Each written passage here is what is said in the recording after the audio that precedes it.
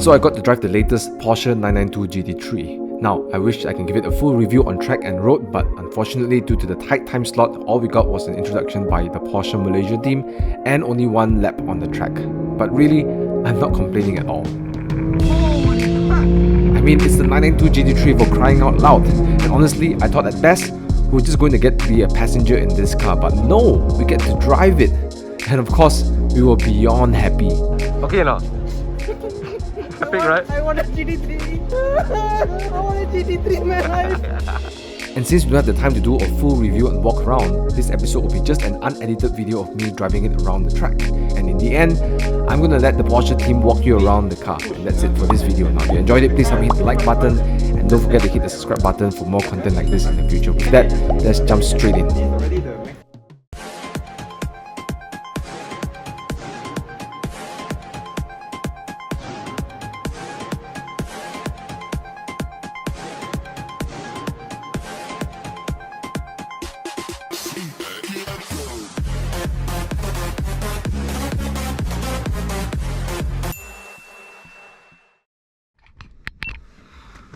Alright guys, I am in right now the 992 GT3.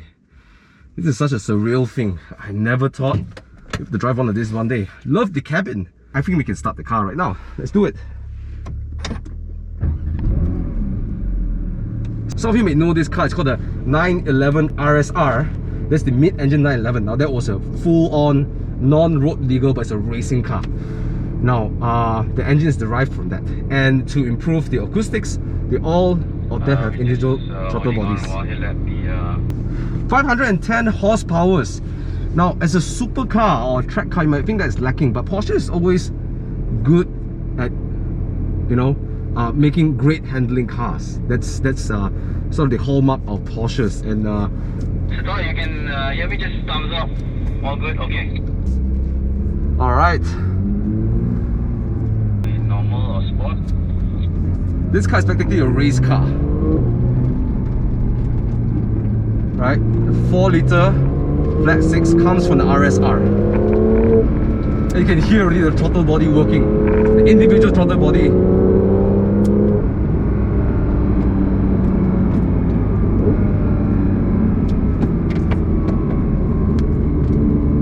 Wow, the front end is lively. I love the front end.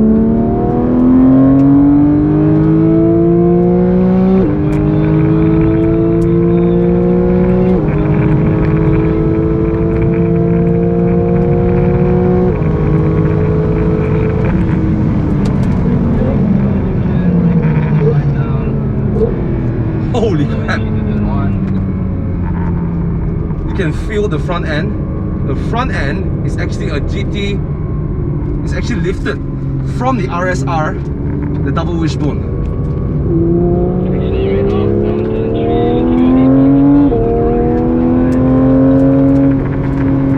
The front end has always been the Achilles heel of this car. The 997 is so apparent, but this one, the front end is so grippy, and the oh my god!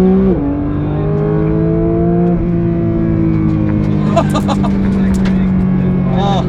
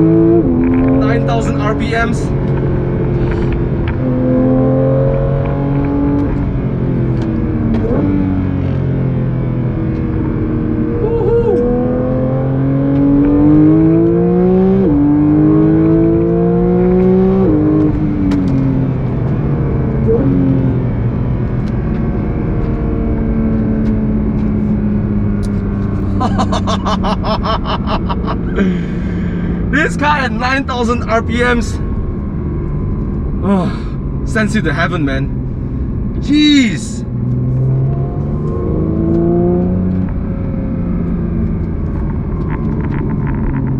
The front double wishbone is really epic. Yeah.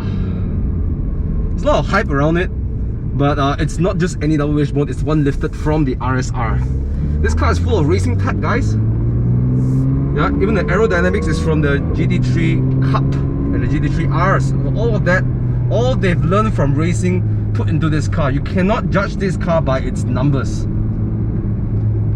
most impressive thing about this car, other than 9,000 RPM sound, you can hear the throttle sound is insane. But really, for me, it's the front end. There's always been Achilles heel for this car. But I tell you what, the front end is so confident, inspiring. I've driven the 997 GT3, you know, but you know what? This one is not a weakness at all. You don't have to manage the front anymore. It just goes. Ridiculous. Yeah, ridiculous. Yeah. Okay, just make sure the car's in P. P, okay. Oh. Woo.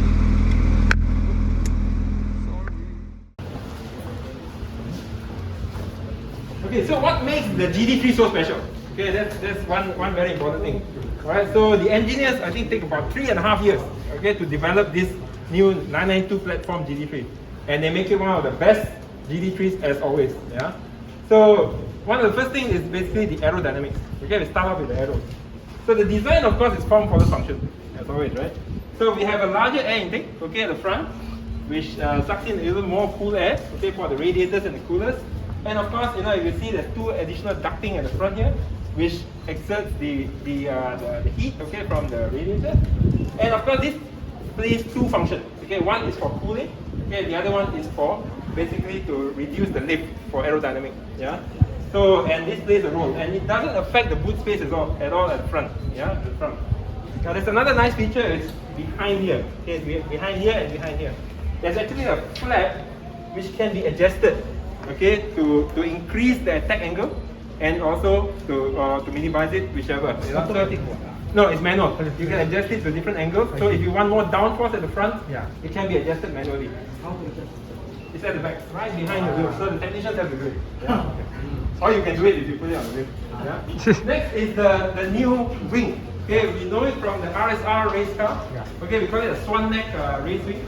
So what happened is the wing is designed in such a way that there's no disturbance at the bottom. Okay, when there's no disturbance, you can maximize the use of the rear spoiler. Okay, to create the suction at the bottom. Okay, so the rear will be planted on the ground. Now, with the normal position, it already increased 50% from the normal GT3 compared to the previous generation 991.2 wing.